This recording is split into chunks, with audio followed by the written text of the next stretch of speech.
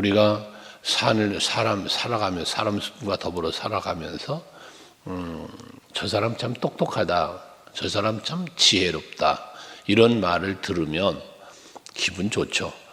또 그렇게 다른 사람에게 이건 칭찬과 인정을 받는 것이니까 좋은 것인데, 사람들에게 인정받는 것도 좋지만 하나님이 보시기에 더더욱 우리는 그렇게 살아야겠죠. 오늘 말씀에 보면 너희는 지혜 없는 자 같이 하지 말고 오직 지혜 있는 자 같이 하라고 말씀을 합니다. 근데 하나님, 세상 사람들의 지혜나 잘남은 대부분 수치 갖고 계산합니다. 숫자로 계산을 합니다. IQ, EQ, GQ 뭐 등등, 또는 학교 성적, 이런 것들로 그 사람의 지혜, 지식, 잘남을 평가도 합니다. 하지만 하나님 앞에서의 우리의 지혜로움은 그런 숫자가 아니고, 잠언서에서 말씀을 보면 여호와를 경외하는 자, 이 여호와를 경외하는 것이 곧 지혜와 지식의 근본이 됨을 말씀하시죠. 그러니까 결국 우리가 하나님이 보실 때에 지혜 없는 자가 아니라 지혜가 있는 자가 되려면 여호와를 경외하는 삶을 살아가야 한다는 거예요. 그걸 하나님이 앞에 지혜 있는 사람이 되어지는 것인데, 오늘 말씀에 보면 지혜 있는 자같이 사는 삶이 무엇인가를, 어떻게 사는 사람이 지혜 있는 자같이 사는 사람인가를 말씀을 하고 있는 거거든요. 세 가지를 말씀하고 있는데, 거기 보면 지혜 있는 자같이 살 수 있는 것이 뭐냐, 이 16절에 보니 세월을 아끼라, 때가 악하니라 라고 말씀을 합니다. 여기 세월을 아끼라고 하는 말은 무슨 말이냐, 나에게 주어져 있는 그 주어지는 시간을 잘 내 것으로 만들어라, 잘 활용해라 라는 의미예요. 세월을 아끼라는 말이. 세월이라고 하는 말은 주어진 시간이라는 의미고, 아끼라고 하는 말은 내 것으로 만들어라 라는 그런 뜻이 있거든요. 그러니까 나에게 시간이 주어질 때 그 시간을 헛되이 버리지 말고 내 것으로 만드는, 이게 바로 지혜 있는 사람이라는 것이거든요. 그럼 나에게 주어지는 시간이라고 하는 것은 다른 말로 말하면 기회가 될 수 있습니다. 우리에게 주어지는 기회. 근데 하나님은 우리에게 시간을 주시는데, 그 시간 주시는 것은 조금 다른 말로 말하면 기회를 주신다는 것이잖아요. 그럼 이 기회를 주시는데 그걸 잘 내 것으로 만들어야 될 텐데, 뒤에 뭐라 말하느냐, 때가 악하니라 라고 말씀하고 있습니다. 그럼 이 때가 악하다고 하는 말은 뭡니까? 때가 악하니까 어떻게 돼? 하나님의 심판이 가까웠다는 얘기예요. 즉 나에게 주어지는 시간이 많지 않다는 이야기란 말이에요. 하기 때문에 이제 하나님의 심판이 곧 임박해 오는데, 너희에게 주어진 시간을 잘 활용해서 유익한 시간을 만들어낸, 기회가 주어질 때 기회를 놓치지 말고 빨리 그 기회를 잡으라는 거거든요. 그럼 하나님은 우리에게 시간을 주시면서 기회를 주시는데, 어떠한 기회를 주시며 어떤 시간을 우리에게 주시는가 살펴보면, 성경이 우리에게 주는 큰, 하나님이 주는 기회와 시간은, 첫째는 회개할 수 있는 기회를 준다는 거예요. 그래서 예수님의 공생애가 시작되는 시작이 뭐예요? 회개하라. 때가 악하니라가 아니라 천국이 가까웠느니라 말씀을 하잖아요. 때가 회개해야 돼. 왜? 천국이 가까웠어. 세례 요한의 사역도 그랬고, 구약의 모든 선지자를 통하여 하나님께서 계속해서 주신 말씀이 뭐냐? 회개하라. 그것이 하나님이 우리에게 주는 첫 번째 기회입니다. 그러니까 우리는 늘 하루하루를 살면서, 하루라고 하는 지금이라는 시간을 하나님이 내게 주어진 시간이니까, 이미 지나간 시간은 과거로서 주어졌던 시간이고, 미래의 시간은 아직 내게 다가오지 않은 시간으로 주어질 시간에 해당돼요. 그럼 주어진 시간이라는 말은 지금이라는 시간을 의미한다는 거잖아요. 그러니까 우리가 하나님 앞에 언제 회개하냐? 지금 회개해야 된다는 거예요. 그래서 바울처럼 날마다 내가 죽노라는 고백처럼, 우리는 오늘이라는 시간을 주신 하나님 앞에서 여러분들이 새벽에도 주님 앞에 나오시면 제일 먼저 해야 될 일이 회개할 일인 거예요. 오늘도 내가 살아가는 데 있어서 지나온 날들의 어제의 시간을, 지난 시간을 회개해야 되는 거예요. 그게 먼저 우리가 해야 될 일이라는 겁니다.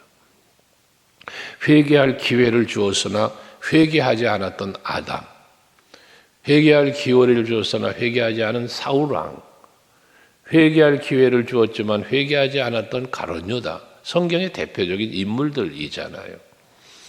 근데 회개할 기회를 주었을 때 바로 회개했던 다윗 왕, 회개할 기회를 주었을 때 바로 회개했던 베드로, 우리는 비교하여 많은 말을 하지 않습니까? 여러분 개인적으로도 마찬가지입니다. 하나님 앞에서 우리에게 주어지는 그 기회를 놓치지 말고 회개해야 된다는 거예요. 또 하나 하나님이 주는 기회는 하나님의 일할 수 있는 기회를 주신다는 거예요. 우리가 하나님의 일을 할 수 있는 기회를 주시면, 하나님의 일할 수 있는 기회를 주시는 것은 무엇과 연결되느냐? 하나님의 영광, 하나님의 뜻이 이루어지는 것 때문에 하나님의 영광이고, 또한 여러분에게는 면류관이 되는 거예요. 이 의미는 결국 뭐냐? 하나님의 뜻을 이룰 수 있는 기회, 하나님의 나라의 면류관과 상급을 쌓을 수 있는 기회를 주신다는 의미이기도 하다는 거예요. 그러니까 우리가 항상 신앙생활하면서 하나님 앞에 자기를 성찰하며 자기를 정결하게 하고 회개하는 마음을 갖고 살아야 할 뿐만 아니라, 하나님이 나에게 원하시는 일이 무엇일지를 헤아리며 그 뜻을 이루기 위하여 열심히 살아갈 수 있는 것, 이게 바로 세월을 아끼는 것에 해당된다는 겁니다. 그러나 그런 기회와 시간이 많지 않다는 거예요. 때가 악하니라 주님 오실 날이 가까웠기 때문에 그렇다는 것이거든요.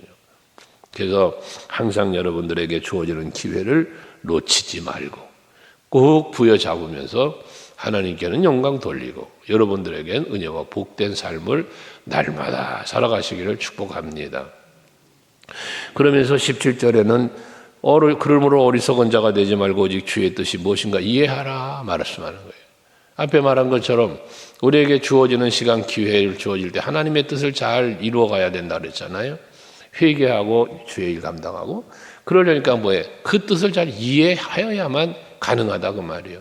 근데 지혜로운 사람의 두 번째 조건은 주의 뜻을 잘 분별하고 이해하는 사람이라는 거죠. 여기서 이해한다는 것은 뭡니까? 주의 뜻을 잘 분별하는 것, 이해하는 것에서 멈추는 게 아니라 그 뜻을 이루기 위해서 사는 것까지를 포함하고 있는 거예요. 여러분들이 앞에 간혹 그런 말을 했지만 우리는 하나님 앞에 기도를 해도 내가 바라고 내가 원하는 것만 주로 기도하지요. 간구한다 하여.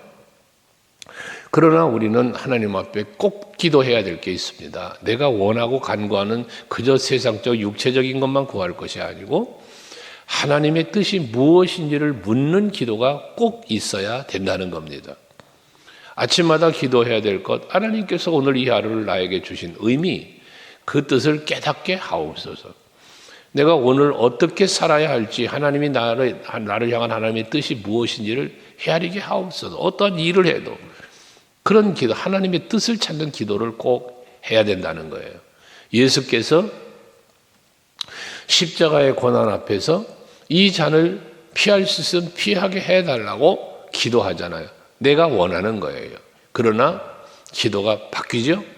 그러나 내가 내 원대로 마시옵고 아버지의 원대로 하시옵소서. 하나님의 뜻이 이루어짐을 기도하고 있다는 거죠. 이런 기도와 이렇게 살아가는 삶이 곧 지혜 있는 자의 삶이라는 것입니다. 우리가 하나님의 뜻을 헤아리지 못하면 베드로처럼 네가 하나님의 일은 생각하지 아니하고 사람의 일을 생각하는도다. 사탄아 뒤로 물러가라고 책망받는 자의 삶을 살 수 있다는 겁니다. 그래서 항상 여러분들이 기도를 해도 봉사하고 헌신을 해도 무슨 일을 해도 항상 하나님의 뜻이 무엇일까? 왜 하나님이 나에게 이런 환경을, 왜 하나님이 나에게 이런 일을 주시는가를 한번 헤아려 보시면서 그 뜻을 찾을 때 힘들고 어려운 괴로운 일을 만나도 즐거움으로 이겨나갈 수 있고, 아, 하나님의 뜻이구나. 여기 하나님의 뜻이 있구나. 깨달을 때 힘이 나는 거예요. 그리고 또 내가 범사가 잘 되고 형통할 때도 겸손해질 수 있고 감사할 수 있게 되어지는 것이고요. 언제나 주의 뜻을 잘 분별할 줄 아는 여러분들이 되셔야 한다는 겁니다. 그런데 이 주의 뜻을 잘 분별하기 위해서 우리가 뭐 해야 되냐? 하나님의 말씀을 여러분들이 많이 묵상하셔야 돼요. 왜냐하면 하나님의 말씀은 곧 하나님의 뜻이 여기에 명시되어 있기 때문에 그렇습니다. 성경에는 우리를 향한 하나님의 언약이 있는데 그 언약과 더불어 항상 무엇이 있습니까? 하나님이 우리에게 요구하심이라는 게 있어요. 내가 너에게 요구하심이 무엇이냐? 신명기 10장에서 말씀하잖아요. 내가 너에게 요구하심이 무엇이냐? 분명하게 말씀해요. 거기서도 여호와를 경외하며 그의 말씀에 순종하며, 이게 하나님이 요구하는 거다 그랬어요. 또 너희를 향한 나의 생각은? 라고 말씀하시면서 제약이 아니고 평강이다. 하나님은 우리에게 평안을 주시기를 원하시는 하나님이시다. 이것처럼 성경이 우리에게 말씀을 주고 있어요. 항상 기뻐하라, 쉬지 말고 기도하라, 범사에 감사해라. 이는 그리스도 예수 안에서 너를 향한 하나님의 뜻이니라. 성경이 우리에게 하나님의 뜻이 무엇이며 우리에게 요구하심이 무엇인지를 말씀해 주고 있단 말이에요. 하기 때문에 우리는 늘 이 말씀을 묵상해 읽고 듣고 지켜 행하게 힘쓰는, 이게 바로 지혜 있는 자의 삶의 모습이라는 것입니다. 이렇게 말씀으로 하나님의 뜻을 분별할 뿐만 아니라 기도하는 거죠. 기도. 늘 기도하면서 아버지 앞에 묻는 거예요. 하나님, 내가 어떻게 살아야 할까요? 어디를 가야 할까요? 무엇을 해야 할까요? 내가 머물러야 할 곳, 해야 할 것, 일들을 하나님 앞에 여쭤보는 거예요. 기도를 통하여 하나님의 뜻을 깨닫는 거죠.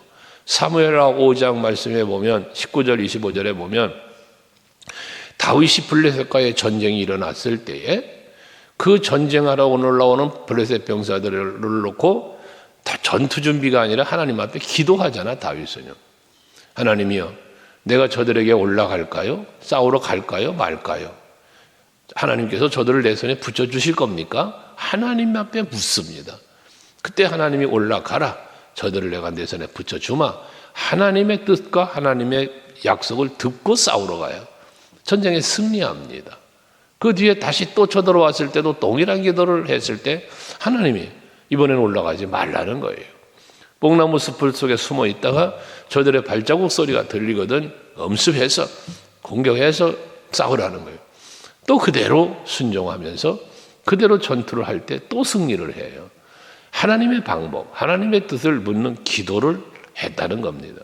이것처럼 우리는 하나님의 주의 뜻을 잘 무엇인가 이해를 하려면 말씀과 기도로 그 뜻을 이해하기에 힘쓰실 때 하나님은 여러분에게 지혜를 주시고 잘 분별할 수 있는 능력도 주셔서 그렇게 또 살 수 있도록 또 도와주셔서 뜻을 이루며 살게 해 주신다는 거죠.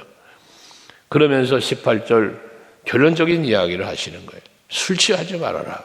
이는 방탕한 것이니 오직 성령으로 충만함을 받아라 라고 말씀을 합니다. 술 취한다는 것은 세상 쾌락에 빠지는 겁니다. 세상 즐거움에 빠지는 걸 말하는 거예요. 그러지 말라는 거예요. 그리고 오직 성령으로 충만함을 받으라는 거예요. 무슨 말입니까? 세상 것으로 즐거워하지 말고 성령으로 기뻐하고 성령으로 즐거워하는, 나의 기쁨, 나의 즐거움을 예수 안에서 성령 안에서 찾아가야 할 것을 말씀하고 있다는 것입니다.